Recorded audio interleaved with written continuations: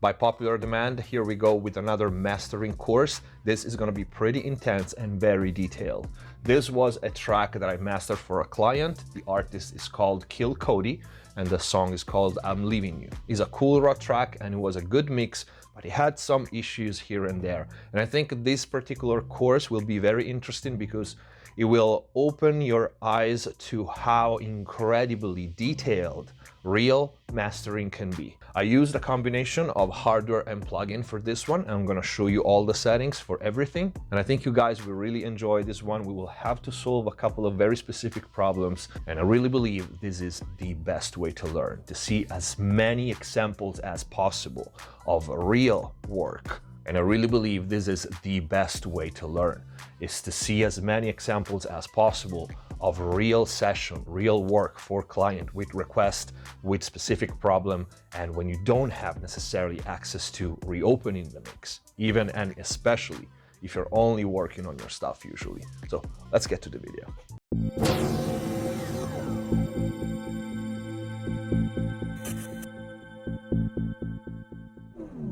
Hello everyone, welcome back to MixFest TV. Hope you're having a great day. Before we start, please check the info box down below for more mixing courses on Pro Mix Academy, free plugins, discounts, special offers, and of course, if you want to support the channel, but most important, if you want access to the extensive and ever-growing library of in-depth mixing and mastering courses and videos, all members only exclusive content, including the other parts of this mastering course, click the join button down here. See all the perks of becoming a MixFest TV member, which also include mix consultations with me via Skype or email. All right, I say we just jump right into it. We're going to take a listen to the mix as it was and then to the master, to the final product. First, I'm not going to level match because you also need to understand the difference in volume that happened.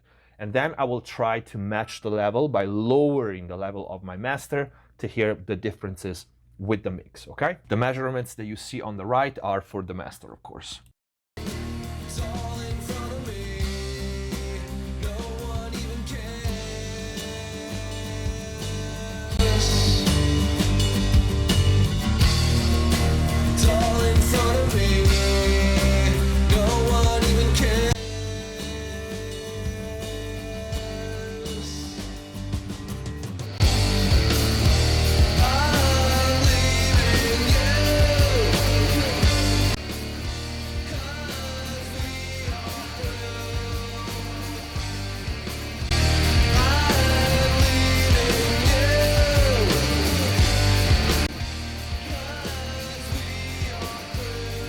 Okay, so these were the mix, the blue track at the top and the master, the pink one at the bottom. Now I'm gonna lower the master and try to level match by ear so you can hear the differences without the level difference.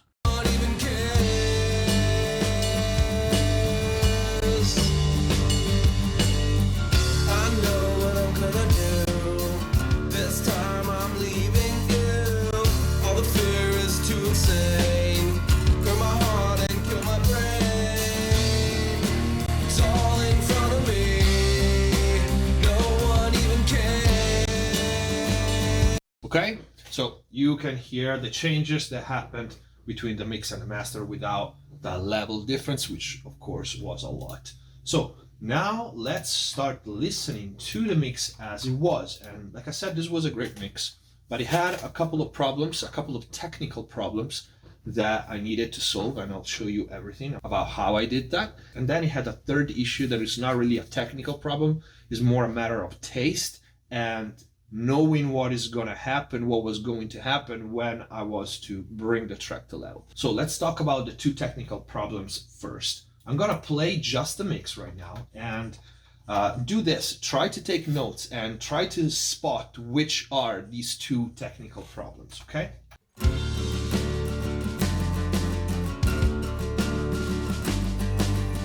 Too stupid to even care, so smart and unaware.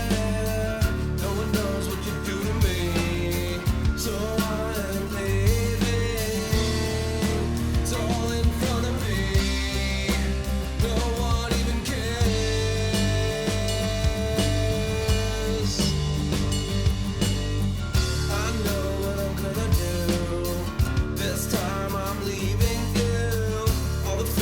you should have spotted them already. It took me basically not even the entire first verse for me to decide, okay, these two things I need to adjust. So I wish I could read your notes and and see if someone caught them. But this first part of the video is going to be available for everybody. So leave it in the comment down below. Be honest. Let's see if someone caught them. I'm going to play you again the very first 5-6 seconds because you should be able to hear them right there.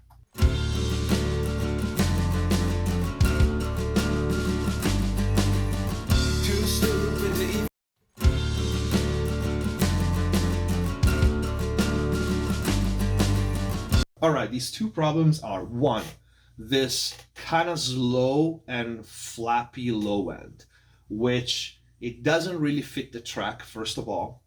This is one of the big differences between hip hop and rock, okay?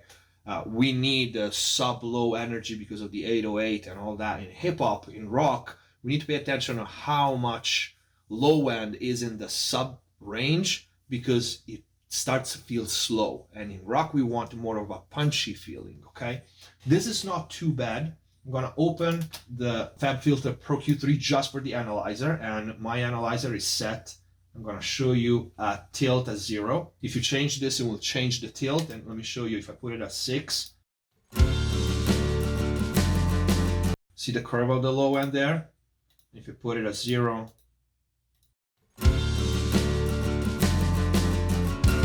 okay, I keep it like that because it matches all my other analyzer. But you see, here we have a kick drum that has a fundamental around 70, and that's fine.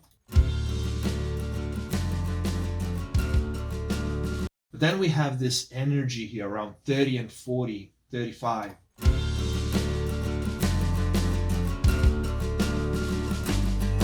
That it doesn't really add energy to the track, it just makes the slow end a little too slow, specifically the kick drum. But the kick and the bass together have this feeling of kind of floppy low end, and we don't want this on a rock track. In this case, it wasn't that much of a problem, the headroom, because we don't have so much excess in there. It's going down, but it's still there. And we have a way to reshape the low end so that we don't take away the energy, we just shift the energy to a slightly higher range, okay? That was the first problem, and we'll see how I fix that. And then we have this other problem that you should be able to spot right here.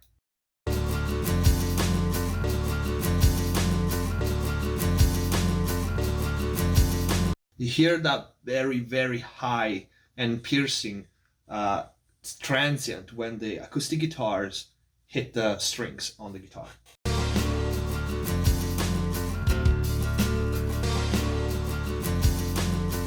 Okay, it's distracting, and the transient is too much. It's such a high range, it's about 12K, that it just distracts you. It's not as bad as having an excess in that range for the entire track, but this is a specific problem because I can't go there and just take it away with a static EQ, okay? Even if I automate, it's not gonna be that precise because it's literally one transient. But this happens several times in the song. It's not just that, it happens at the beginning too.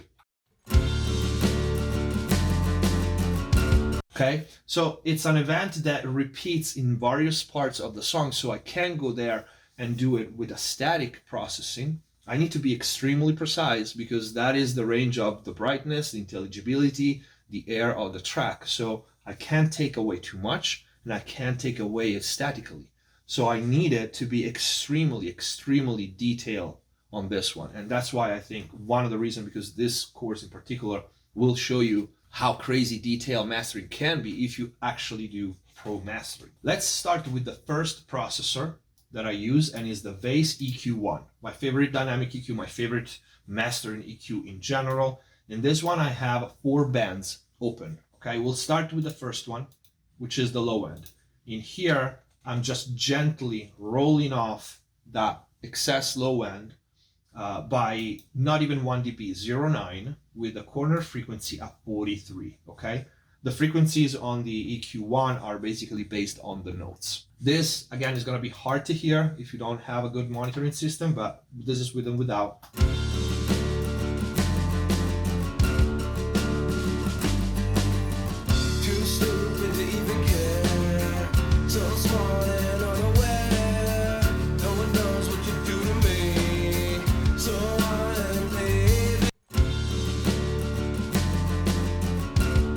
The very first kick hit.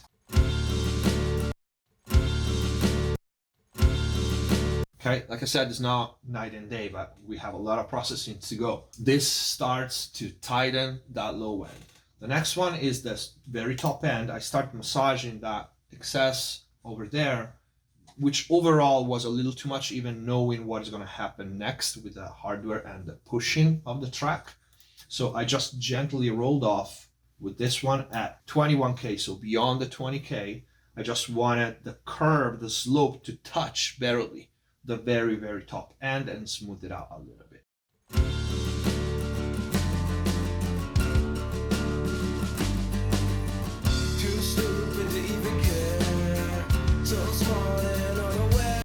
The next two bands are instead dynamic. The first two were static.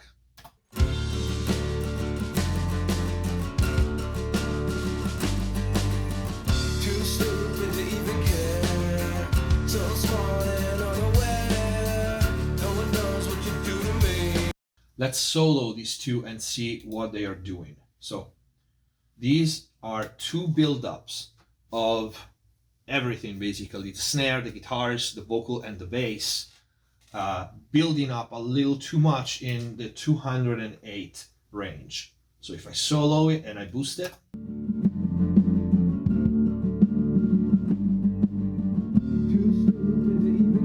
there's this wolf note there, all right? The next one is a little higher, 261. So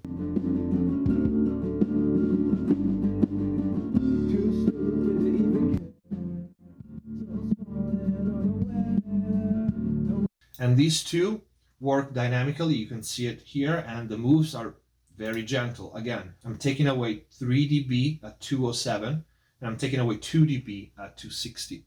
Dynamic. Let's hear the difference with and without.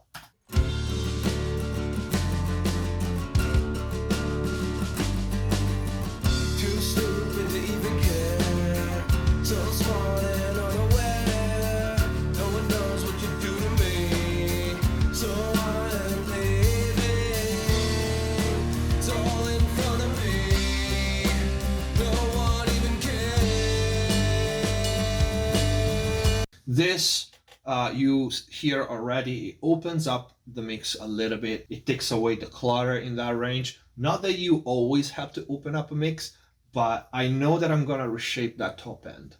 Okay, so I'm just starting rebalancing and trying to look ahead of what is gonna happen, especially knowing the other processing that come after. Now, this was the first processor. Bass EQ1 is my favorite for mastering. And then the second one, I took care of that spiky acoustic guitar. Now for this one, I ended up using two processors, the Bass de-esser and the Bass DS1 MK3.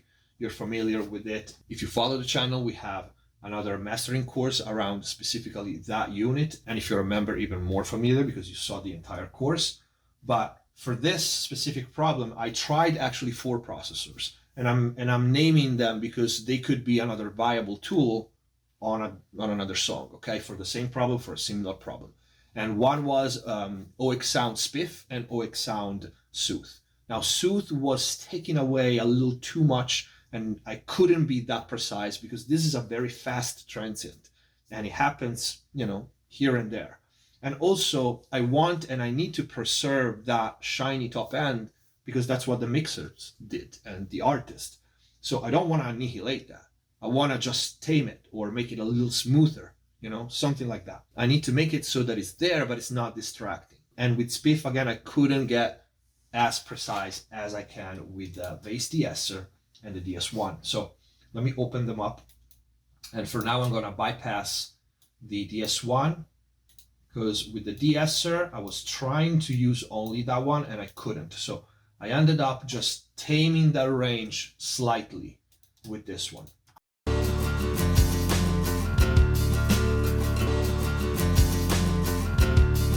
You can see from the gain reduction is working on that specific transient.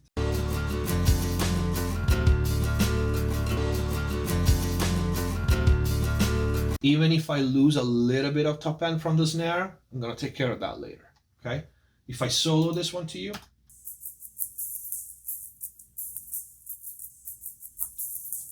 okay, and this also helps in the chorus.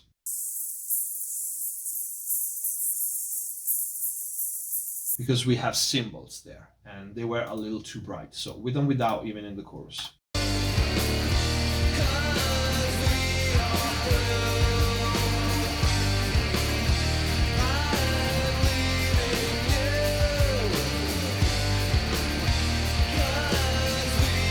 The next one to really take care of that acoustic guitar was the bass DS1. So let me show you with and without first.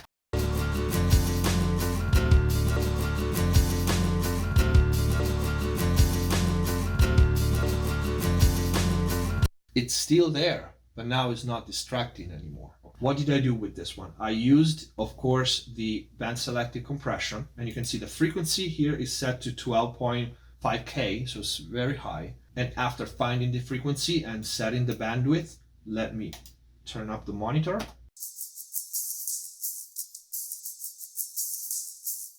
It was a matter of being very, very gentle with the compression because I still want that top end there. I just want to attenuate it. But because the transit is so fast, I needed a super fast attack. So you see the attack is set at 0.02 milliseconds, which is almost instantaneous. With such a short and fast attack, you run the risk of choking the material very easily.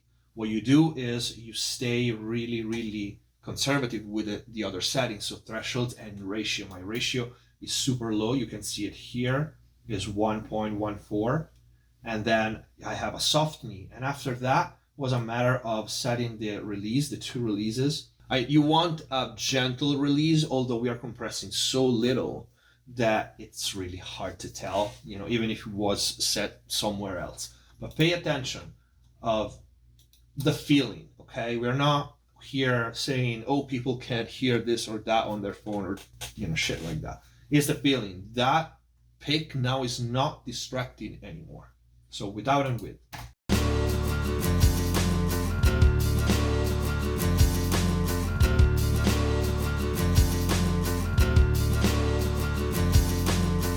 And if we take a look at the graphic, it's good to have a visual reference.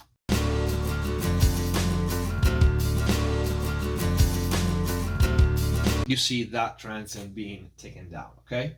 So this is one example of how detailed the mastering can be, because this event repeats for almost the entire song here and there, okay? And even if you don't catch it, you know, because when you hear the acoustic guitar almost by itself, like in this case, you kind of pick it up easily, right? But in the song, when other instruments are in there, if that sound is in there, and you do your chain and you start limiting, and then you listen to the track at the end, it could happen that is in the chorus and it was masked before because of all the other instruments. This way we took care of that. The next processor is a module from Ozone, and it takes care of the other non-technical problem that we talked about. So the vocal, in my opinion, was a little too buried in the mix, but of course it was a choice. The mix engineer, the artist, so I didn't want to do any dramatic change. But I know that when I was going to then push the track to level with various clipping, limiting, compression, and all that, what happens by default, and many people don't think about this, but all the low-level information, so the details, the effects, delays, reverbs, ghost notes, all those things, they come up.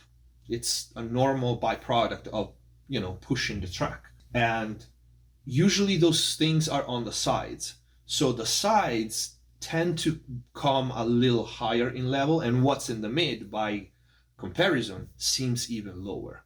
So in this case, I knew that I already wanted it a little bit higher, and even if I wanted to respect 100% the mix, I know that that was needed, otherwise the vocal would be completely buried. Let me play with and without, and then I'll tell you something else about this.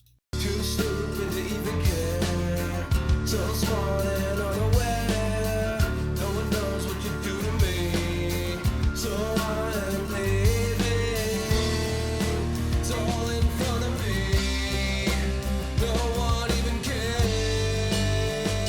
So I'm boosting here 1.6 dB. This processor works extremely well. I don't care what people say. It's got 3 good algorithm, vocal, bass, and drum. They kind of pick the instrument in an entire mix, and you can just regain one of those elements. I'm gonna boost it so you can hear what ranges it catches. Too stupid to even care. So smart and unaware. No one knows what you do to me. So I am leaving. Okay, so it's fairly precise. You need to be conservative with something like this, of course, but it works really well. In this case, it did perfectly what I needed it to do. The next processor is another step towards fixing that slow low end. And it's another module from Ozone, the advanced version, the 9. This one is called Low End Focus, and it does what it says on the tin. You select a low end frequency, and then you have 2 controls. One is the contrast, and you can turn that range that you selected either punchy or smooth. Okay, and that's exactly what I wanted. I didn't touch the gain because I didn't want to change the level, but hear that kick drum with and without. Too stupid to even care. So smart and unaware. No one knows what you do to me. So I am leaving. It's all in front of me. No one even cares. Now it's not so soft anymore, and it fits the rock track a lot better. I'm gonna exaggerate it for you. Too stupid to even care. So smart and unaware. No one knows what you do to me. So I am leaving. Okay, this is another one of those processor that you need to pay attention to when you use it, because you trick your brain because it gets louder. So if you want, you can level match with the gain and turn it down. The next processing is Newfangled Punctuate. This is a multi-band, high-quality transient designer, okay? So there's something important to say about this processor here.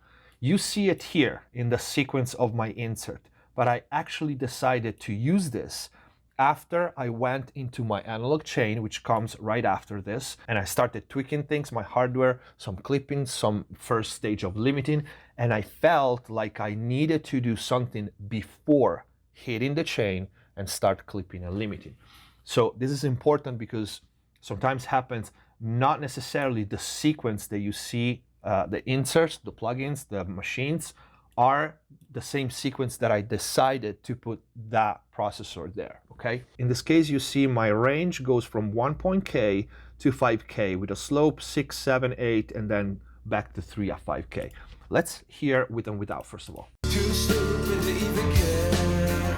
So smart and unaware. No one knows what you do to me. So I am leaving. It's all in front of me. No one even cares.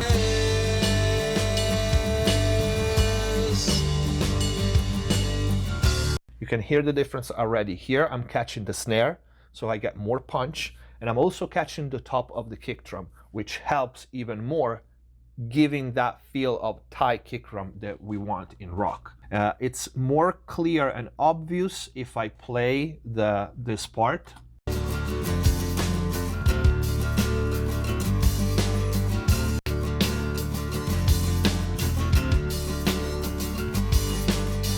I know it's not your fault. Last breath, watch it fall. In this context, can sound like a big difference, especially on the snare, but remember what I said, I put this one after, so going on with the processing, you will hear that that snare loses a little bit of punch. This is to compensate for that. So from here, we go into my analog hardware chain.